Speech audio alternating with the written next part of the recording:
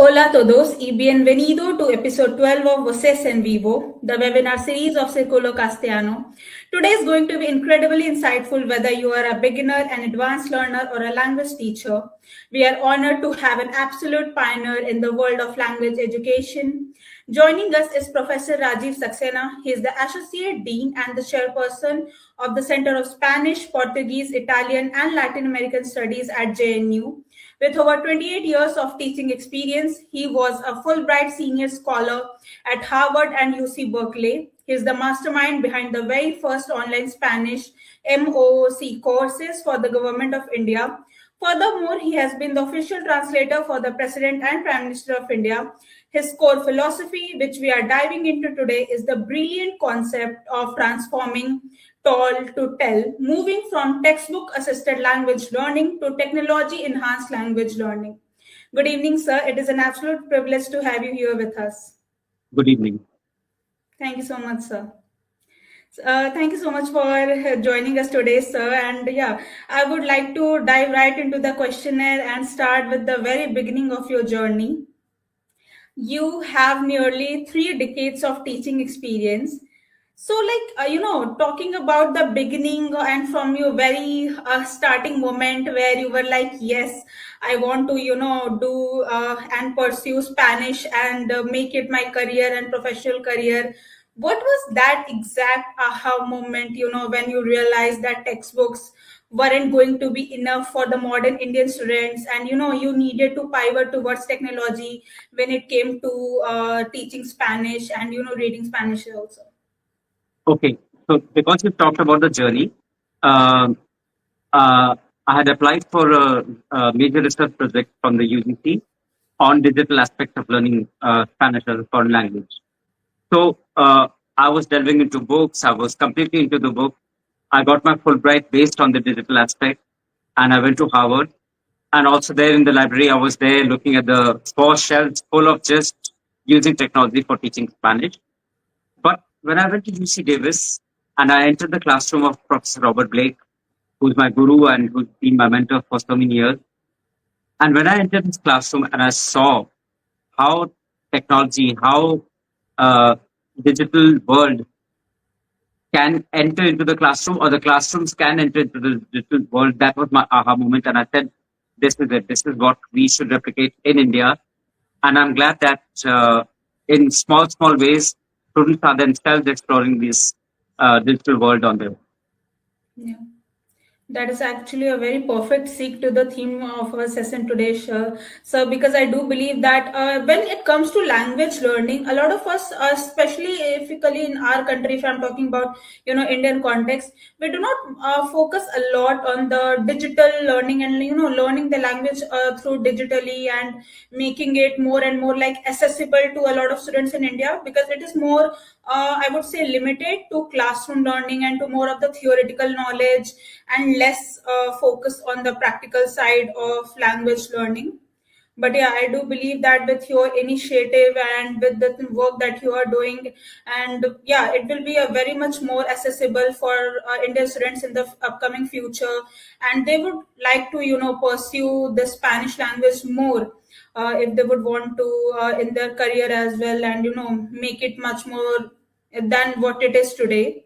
And yeah, talking about that and your digital work that you are doing, where your core philosophy also is like transforming tall to tell, with tall, which is textbook assisted language learning, to technology enhanced language learning. So for the language learners who are watching us today, what is the fundamental difference between the two in everyday practice? I think the usage of textbooks is important because it gives you a lot of fundamentals. However, it has been researched, it has been proven that more than the written word, the images, the sound, the music, it stays in your mind, and the memory span for retaining this information is much more. So I would really encourage anybody and the future candidates who are watching us that you must incorporate a lot of material which is available free of cost from the digital world to learn Spanish to sort of uh, make your language learning more cohesive, more rounded, and more grounded in the reality. Because many of these digital resources are using authentic material. They are using material which is from the field, from the park, from a visit to the museum or something like that. So use these to build up the core knowledge of yours which you have picked up from the textbook. That makes actually very perfect sense that talking about not just being limited to the books that we have, but also using the digital platforms also in a way that it can be really affordable for a lot of students, because people who cannot maybe join college because of work or because of a lot of financial reasons, through digital platforms, because everybody has phone nowadays, because phone everybody needs to have a mobile phone and need a mobile phone.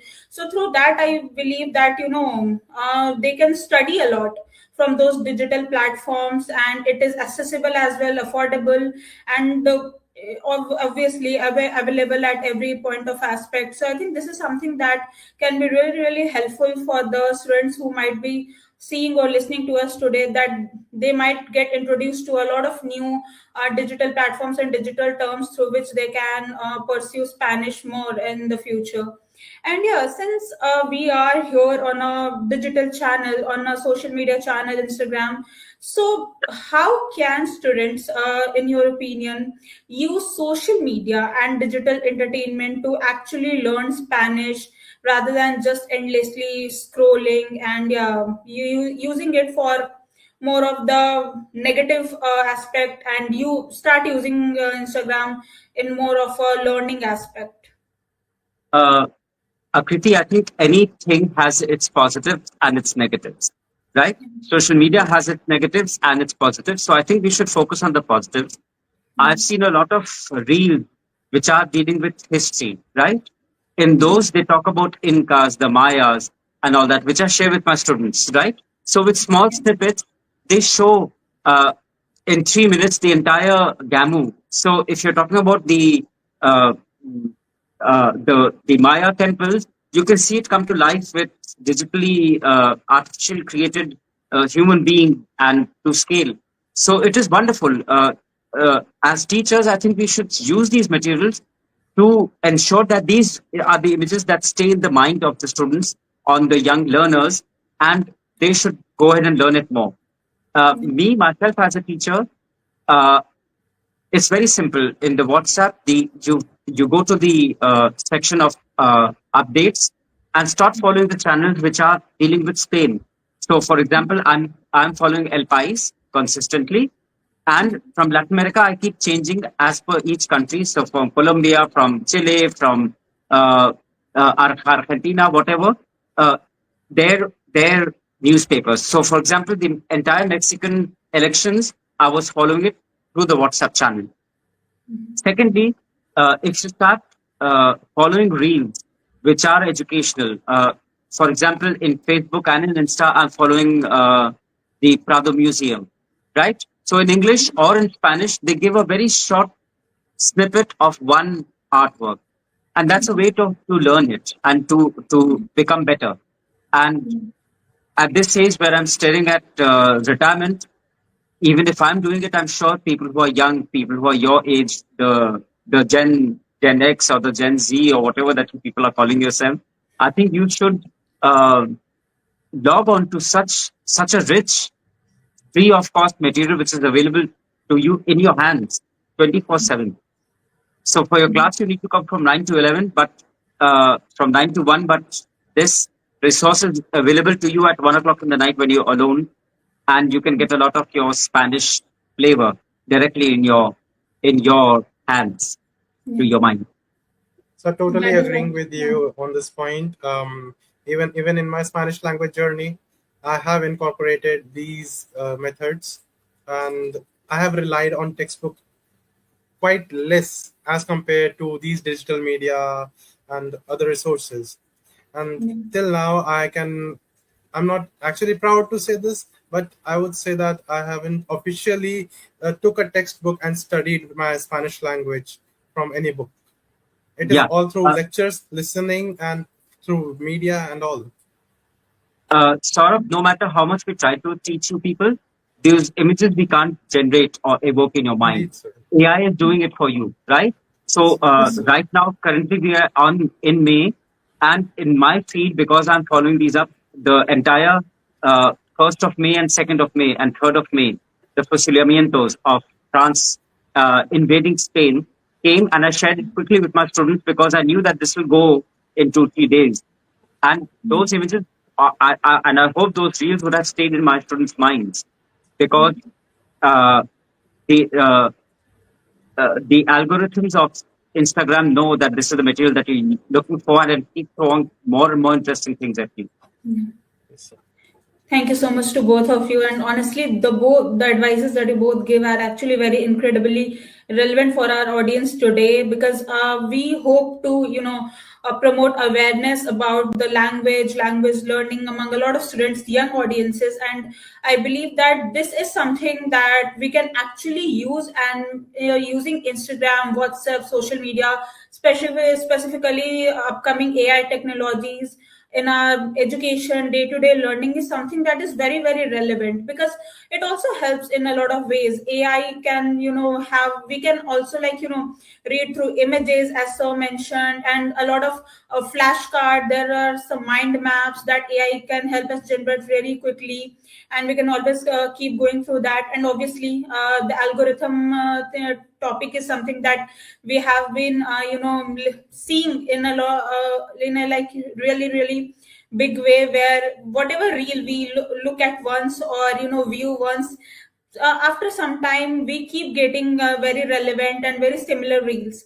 So I believe that can be very much helpful for a lot of students who are trying to learn new languages, and trying to gain very kind of education in a more practical way.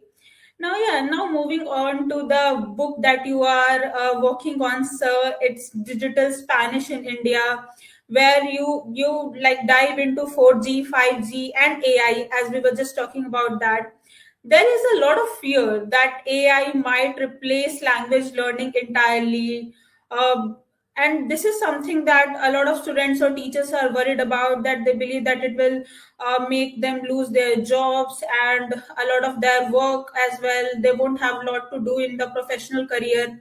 So how do you see AI acting as an ally rather than a replacement for students? Okay, Akriti, I will take you back to when I was very young, when I was hardly 10 years, so it must be 1975, 76. IBM had a supercomputer, the Deep Blue, and Deep Blue played chess with a professional chess champion, and he defeated the chess champion. And that point of time, people said, "Oh, this is the end of the world. Nobody will play chess anymore. We've got computers which are playing chess better than the world masters and all that." And it's been 30 years down the line, and we are still the chess masters are still playing. And in fact, an Indian went abroad, and he came back with the title of the chess master. So uh, AI did defeat, sorry, a computer did defeat, but uh, we are still continuing with our humanity, with our humanness, right? Sony has also launched a new AI robot which has been able to defeat a TT champion, right? So Yeah. TT is a very physically exhausting game. The champion would have lost because she would have had been so tired that the fatigue of the human being cannot match the artificial intelligence of a robot playing TT with you, right? Yeah. I don't think that we should see this as a challenge. This is a new uh, implement, a new instrument, a new resource which has been given to you for using in your classroom or in your workplace or in your private space. And I think we should use it like that. Uh, I would like to leave you with one image, uh, music, right? So music started from the Nautch girls, from the Tawaips, and from the oral tradition, it was interpreted through a gramophone. Then came your tape recorders. Then came radios. then came radios, then came tape recorders, and then came CDs, and you've got Spotify and whatever. But music has not died. And in fact, the actual connoisseurs of music are now buying high-end gramophones because they say nothing can beat the voice of of a vinyl recording, right? So after so many years of progress, we have actually gone back to a resource which is not even digital, right? So remember that music has taught us that we launched from gramophones and we are back to gramophones. AI is also another journey that we are going to take, and we will come back to somewhere where the human mind feels comfortable with. And I think the human mind would feel comfortable with a physical, talking, personal teacher rather than a digital AI robot trying to teach you Spanish or the images which have been generated artificially. Thank you so much for pointing out that, sir. It is actually very reassuring to hear that from an expert like you, because I do believe that even if there's a fear, we all have that optimistic hope and optimistic belief that if we will use it as how it is supposed to be used, like for, using it as I would say helping in some of our studies and some of our daily life activities, rather than thinking that it will take over human race and take over our jobs, is something that is we should not like focus on that. Because yeah, as you just mentioned, even when it came to music technology, and even when it comes to web or computers, when it first started, we were all very worried that the jobs will be lost and this will happen, that will happen.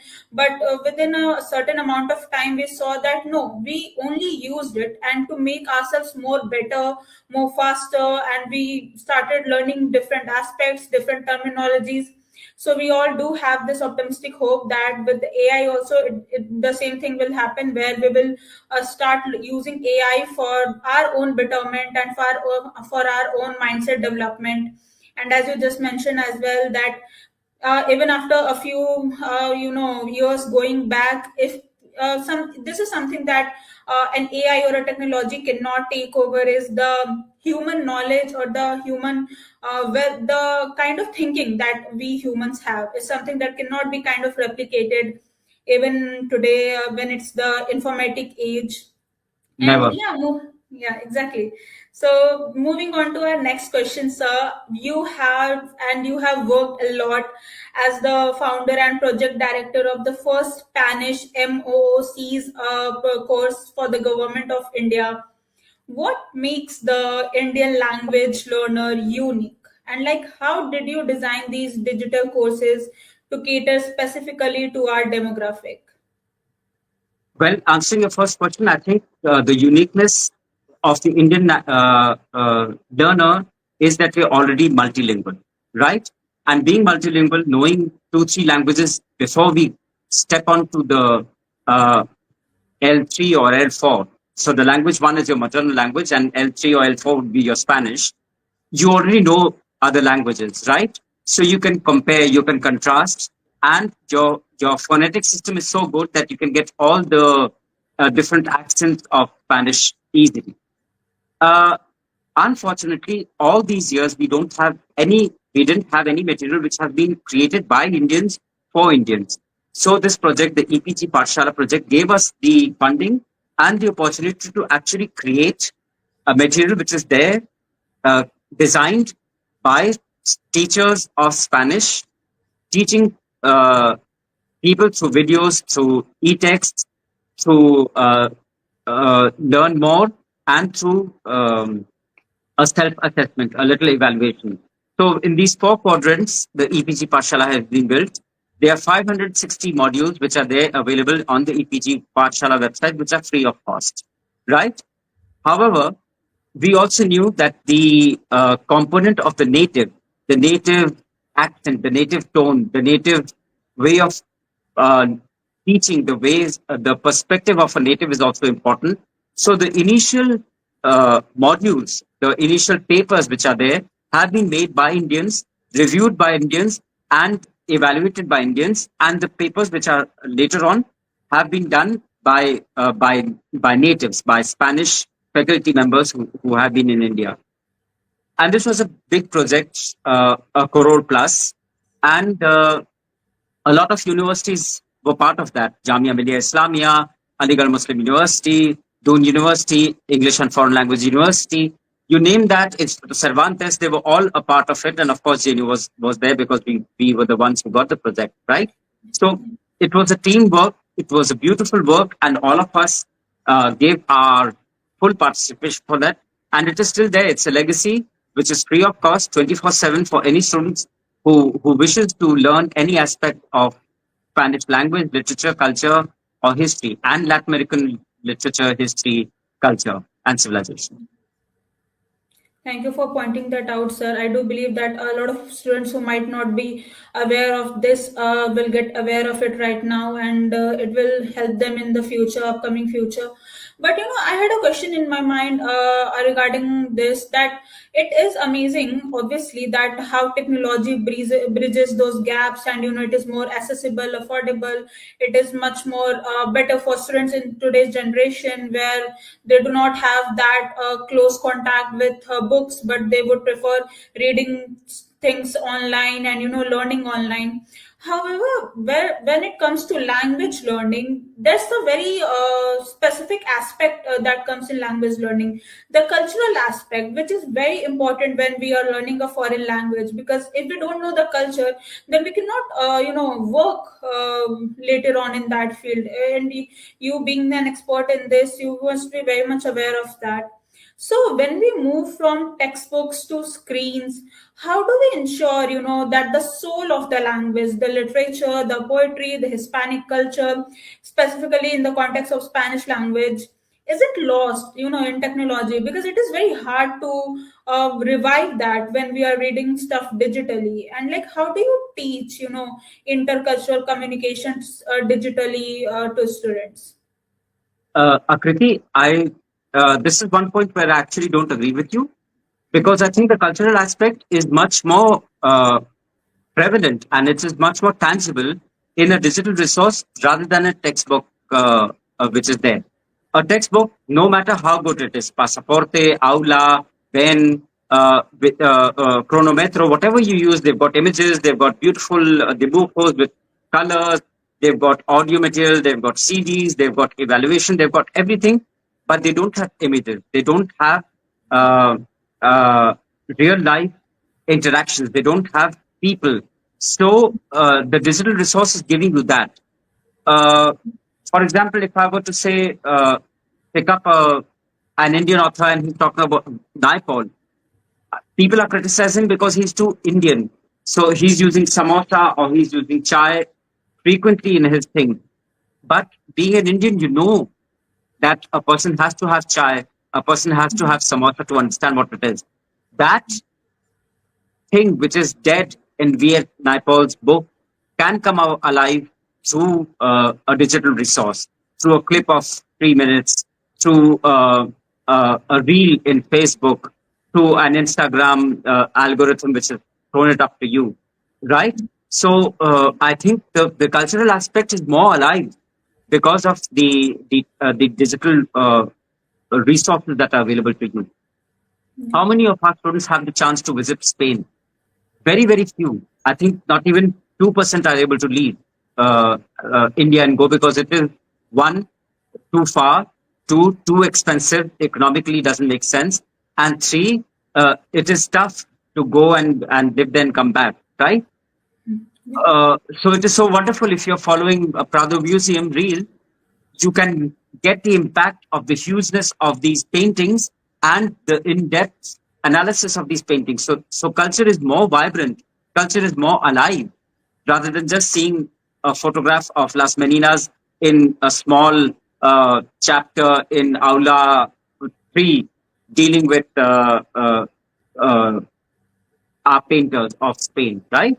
So I beg to differ in this, that culture is actually much more alive and vibrant in these things.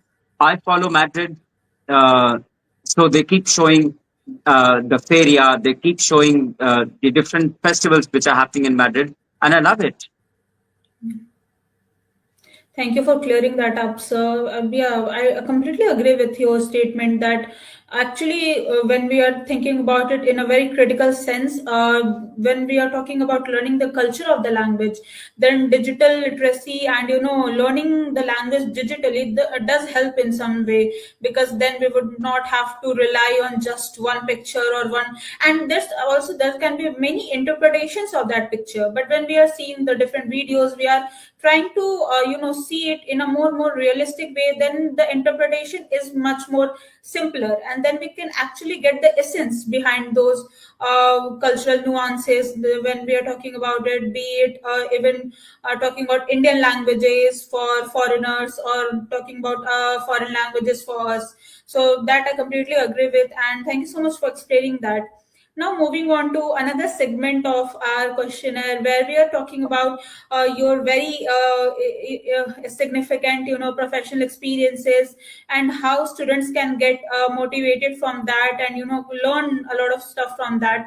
You have translated a lot for very significant personalities in our country, for the prime minister, for president, for organizations like the World Bank. So, how does digital Spanish or mastering it play a role in that? Like, how do tell platforms, give today's student a competitive edge in the global job market? Oh, well, I'll start from the beginning. When I started as an interpreter for any place, uh, whenever I used to go to the booth, I used to be carrying dictionaries, right? A legal dictionary, or a dictionary which is technical dictionary, and a general dictionary. So I used to go with piles of books to my interpretation booth. Nowadays, I just walk in with my mobile, or with a laptop at the maximum, and you got everything. So you just log on to wordreference.com, to Collins, to anything, and you just type in the word, and it will eventually show. So in the dictionary, it is very painful because you're interpreting, and suddenly you have to go through uh, I don't know, the section, and find out what does zebra translate to in Spanish, right? But in the digital world, all you have to do is to just, because you're already there in the word reference, just type in zebra, and you'll get the Spanish version in milliseconds. So it that there also, technology is smoothening your professional work and your professional output. Until date, people are not using AI. There are so many platforms in AI which are doing interpretations free of cost, but people still prefer human intervention and human interface to be doing the interpretation for high level uh, uh, meetings and high level intergovernmental talks, even though they know that interpreters do and have made mistakes, have made blunders. But even then, people stick to an online, a physical interpreter rather than online artificial intelligence work done. Yeah. Can one of the reasons for that be that for a human interpreter, it is much more easier when two people are talking, and then understand the actual way or the emotion behind what they're talking about, the cultural nuance when it comes to it, and AI would not be able to pick that as easily as possible. Like, even if we are keeping aside the mistakes aside, that can maybe the reason for that. Of Uh, course. yeah. So when I was working recently, then that lady used to take me in her car, and we used to be together, and I knew her entire background, right? Yeah. So when a person used to ask a question, I knew exactly what her response would be, because we were so much in sync, me and Yeah. the client, that we knew for this question she's going to revert to that part of her life, right? Yeah. So the human interaction becomes much more smooth and swift. Of course, at that point of time, I also had my phone in my hand, and I used to keep looking and checking for any word, or counter checking if I can find a better word while interpreting, right? Yeah. So you do Yeah. use both the things. You use your own intelligence, the human intelligence, and you use the artificial intelligence, which is in your hands. And I think we need to marry these two to be able to give the best output of our own. That is a very excellent point, sir. Definitely, we definitely need to combine and ensure that the output that comes out of that is as fruitful and as knowledgeable as it can be. And yeah, talking about a lot of advice for the students who might be listening to this webinar, we are very much trying to ensure that they get as much out of it as possible. So, if a student, in a scenario, if a student is currently stuck in the tall phase where, like, learning only from a book and, like, feeling frustrated about not able to grasp it as easily as possible, what are the first three digital steps, like, they could take tomorrow to step into the tell zone and start into taking in from the digital space? Okay. Uh, the fact that this candidate, this student, this learner is there watching this video is the first step. He or she has already taken the first step because they are into the digital world and they want to learn Spanish. They want to learn Spanish culture, the Hispanic world. So they've already taken the first step. The second step that I have mentioned before also is go to the WhatsApp, the channels, follow any channel, El País, El Mundo, whatever, start following that. And the third step, go to Insta, go to Facebook Reels, start watching uh, reels which are related to the Spanish world, related to the Hispanic world, related to Latin America, and the algorithms will start throwing these things to you. So these are the three steps that I do. Concretize on the first step that you are already watching Circulo Castellano. From there, move ahead and move onwards and forwards. Thank you for that non-sponsored promotion, sir. But yeah, we are definitely hoping that Yeah, a this is lot not of, being sponsored. I can assure you, I've not got any free from. yeah, but yeah, definitely. Please have a look out at our channel, and we are trying to educate students through a lot of videos, photos, images, and as much as of knowledge, like, we can acquire and we can try to divulge. And yeah, fantastic advice, sir. Thank you so much. And this has been such an insightful conversation with you. But before we let you go, we will end this conversation with a rapid fire round in Spanish with our amazing host Saurav. And yeah, before that, I just have one last question from you from my side. Let's fast forward 10 years, and like with everything you are researching now, you're working on now, what does the ideal JNU Spanish classroom look like in 2036 to you? So in 2036, well, hopefully I would have retired by then because in 2033 I'm going to retire. But Yeah. I see Spanish without walls. I see a classroom without walls. You do not need to be coming for the classes. The teachers, which in fact many of the teachers in JNU are doing, right? We just sit on the lawns, we sit in open spaces, and those spaces become our our place for interaction and for the exchange of ideas. Akriti, I think more and more we are moving towards uh, a teacherless space. We are moving towards where the teacher is just a medium, an intermediary, a person who facilitates learning rather than give the gyan. So the guru or the sage on the stage has actually come down to become a friend, a companion, a person who takes you by your hands and takes you through the journey of learning a foreign language. That is my vision for 2036. That is a wonderful optimistic view, and we really, really have our fingers crossed and hope that not in just JNU but in all parts of India we have that kind of learning experience Yes, and we yes. go back to the traditional means. Yeah. Yeah, definitely. And now, Saurav, are you here with us? Yes, I am. Perfect. Now I would hand over the mic to you, and yeah, let's have a fun rapid fire round.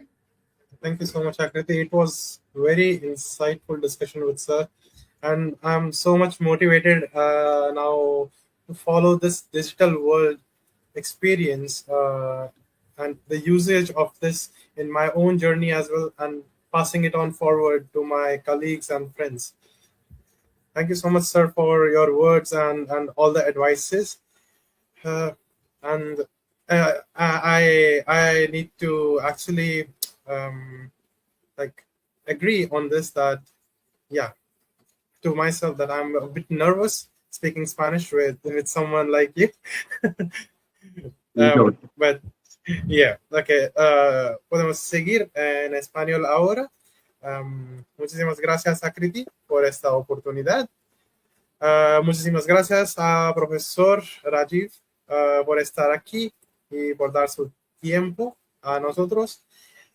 Bueno, y en esta ronda de Rapid Fire no deberías pensar mucho. Solamente la primera cosa que viene a su mente es la respuesta.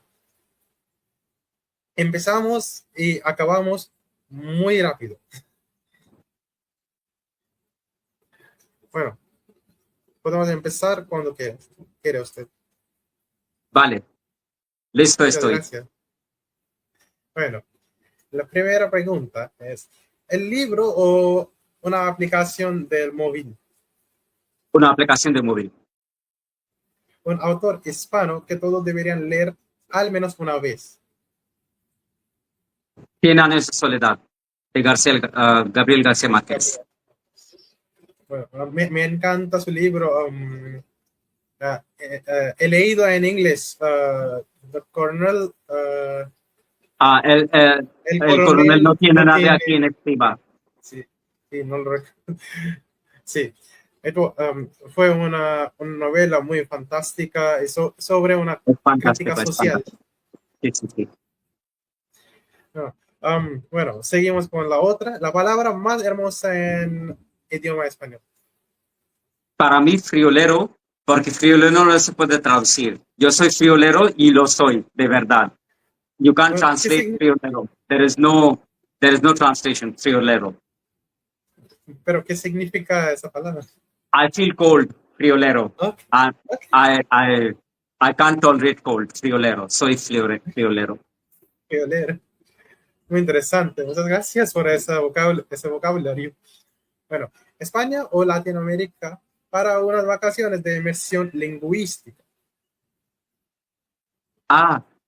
Pues preferiría yo América Latina porque por la riqueza, la diversidad y también por el trasfondo colonial que hemos sufrido ellos y nosotros también. El contacto. De acuerdo de usted, totalmente. Bueno, el error gramatical más divertido que cometen los estudiantes indios. Cuando quieren té y dicen te quiero. Me encanta. Ese error, pienso que no es un error.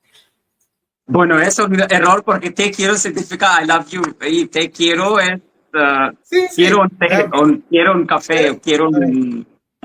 sí, lo sé, pero es que no es un error porque tenemos que amar. Es mala colocación de... Sí, es mala colocación, pero un sentimiento está bien, ¿no? Vale. Bueno, ¿tapas o tacos? Yo prefiero tapas porque yo no puedo aguantar los chilis que ponen los mexicanos. Perdón. Eso es. Bueno, una herramienta digital de la que no puede usted pensar su vida sin lo que... El móvil, para mí el móvil es la herramienta digital sin que no puedo vivir yo. Bueno, casi la mitad del mundo, vamos. Sí, esas palabras vienen de un profesor. Ok, bueno. Su mejor recuerdo de la época de estudiante de España, estudiante en España. La primera visita a Toledo. Toledo, la historia, un lugar muy rica. Increíble. La España de las tres culturas de que había vivido, de que había leído, de que había empapado tanto en los textos, estaba ahí delante de mí. Era una experiencia que me daba piel de gallina. Bueno, seguimos con la otra. El acento español más difícil de comprender para un principiante. Ok. En España, Andalucía, y en las Américas, Cuba. Cuba. Ahora tuve una profesora que viene de Andalucía y Ah, pero creo que no he luchado por el acento, es más fácil ahora. Bueno, lo que es difícil para mí es chileno, el acento chileno. vale. Cada uno con sus Sí. cosas. En una palabra, la inteligencia artificial es amiga o enemiga de los profesores. Amiga, amiga. He dicho ya con Akriti también que o una amiga te puede convertir también en la novia, el amor de tu vida también. Sí. Una canción en español perfecta para aprender vocabulario.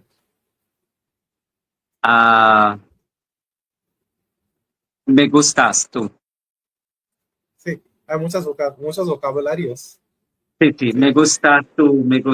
Me encanta esta canción, es muy fácil, va repitiendo las cosas y lo hace de una manera muy, muy fácil para aprender. Muchas gracias por esta sugerencia. El mejor consejo rápido para prender el miedo de hablar. Hablar más y más y más. Lo No hay intentaré. ningún camino corto, no, there are no shortcuts. Speak more and more.